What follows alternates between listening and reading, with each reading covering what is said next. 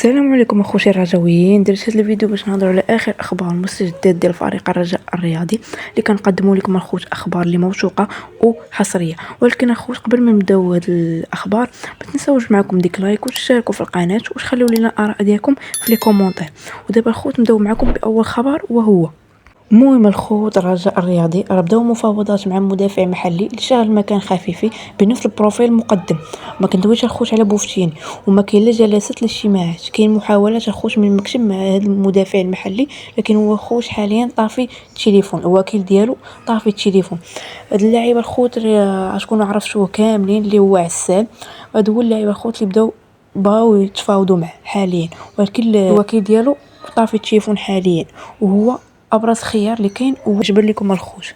اما الخوت بخصوص اللاعب بوشعيب عراسي، راه عاد الفريق الرياضي بعد نهايه عقد اعارته لنادي ارارات الارميني، والفريق الارميني الخوت اقترح على مسؤولي الرجاء انتقال اللاعب بصفه نهائيه دون مقابل، مع استفاده النصوص من نسبه مهمه في حاله انتقاله لفريق اخر او اعارته لسنه اضافيه مجانا.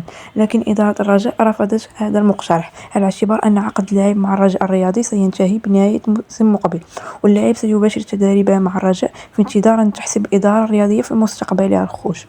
وبالنسبة كبيرة الخوت يتجه الرجاء الرياضي لاحتفاظ باللاعب العراسي إلى جانب مشخشخ ومقدم، مع انتداب لاعب آخر على مستوى خط الدفاع. خوت راه بالنسبة كبيرة العراسي غيبقى معنا العام الجاي، ولكن إلا جا شي عرض مزيان راه تقدر الرجاء تبيعو. اش بان لكم الخوت؟ دابا غنهضروا على قضيه ديال بدر بانون. بالنسبه لبدر بانون القصه ديالو في الرجاء الرياضي انتهت بنسبه كبيره الخوت في انتظار تحديد طريقه الفك ارتباط، سواء ببيع عقده او فسخه. اللاعب خارج مشروع الاداره الرياضيه الجديد. خوت راه بالنسبه كبيره بدر بانون خارج الرجاء الرياضي بنسبه كبيره. ما رايكم الخوت؟ ومن اللي غيرجع من العطله الصيفيه راه غيتم فسخ العقد معه.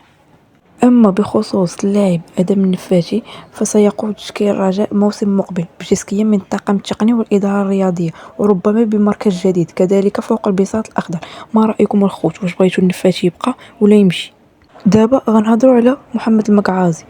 خوت محمد المقعازي ضمن المجموعة التي ستكون حاضرة بداية الموسم الجديد، ولا توجد أسماء مذكورة ضمن لائحة المغادرين. بالنسبة للمقعازي راه ما غيغادرش الفريق الخوت. اش بان لكم؟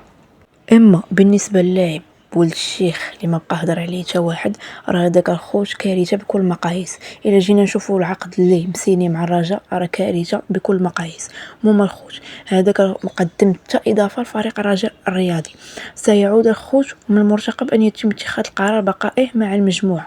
غيرجع الخوت للرجاء وغيشوفوا واش يبقى ولا يمشي. ما رايكم الخوت؟ هذاك الخوت كارثه بكل المقاييس. الخوت بغيت نفسر لكم ونوضح لكم التصور الجديد للإدارة الرياضية فريق الرجاء الرياضي بخصوص التركيبة البشرية. يقوم على منح فرصة لأبناء الفريق الذين يستحقون حمل قميص النسور والتعاقد مع لاعبين مميزين معدل أعمارهم يقل عن 28 سنة، مع احتفاظ ببعض العناصر الخبرة من تفوق عمرهم 30 سنة، وعددهم لن يتجاوز 4 عناصر كأقصى تقدير. هذا خوت هي السياسة أو المنهجية اللي باغي تمشي عليها فريق الرجاء الرياضي. ما رأيكم؟ وبخصوص فكرة إجراء معسكر تدريبي خارجي، راه هذه الفكرة مطروحة أمام مسؤولين عن النادي من لدن المدير الرياضي، حيث تبقى البرتغال من البلدان المرشحة للمعسكر المرتقب. اش بان لكم الخوت؟ وهنا الخوت غنكون وصلنا للنهاية ديال لا فيديو.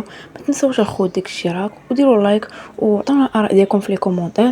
وإلا كان شي جديد الخوت راه غندير لكم فيديو جديد. تهلاو.